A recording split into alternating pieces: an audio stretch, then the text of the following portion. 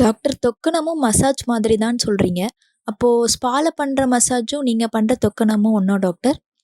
நிச்சயமா 2 ஒண்ணு இல்ல. பல 100 ஆண்டுகளுக்கு முன்னாடியே தேரையர் சித்தர் தொக்கணத்தை பற்றி என்ன சொல்லியிருக்காருன்னு நான் சொல்கிறேன். மர்த்தனமாகிய தொக்கணத்தின் செயல் வகுப்பேனே, சதா நித்தமும் வாதம் பிணித்த பிணியை செகுப்பேனே, மல்லகரான பிடகர் தன் கை என்கிற வாளாலே அப்படின்னு சொல்லியிருக்காரு.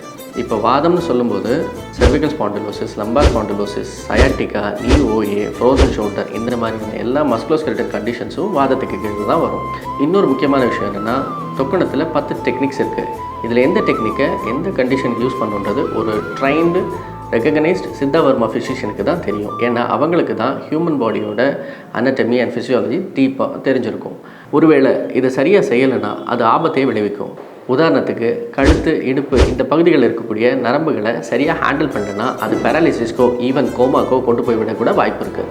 ஸோ தொக்கணமும் ஸ்பால செய்யக்கூடிய மசாஜும் ஒன்றும் இல்லை. இது அதை விட ஹைலி அட்வான்ஸ்டான, எஃபெக்டிவான, சேஃபான ஒரு ப்ரொசீஜர். நான் உங்கள் மருத்துவர் அஸ்வத் சாகர்.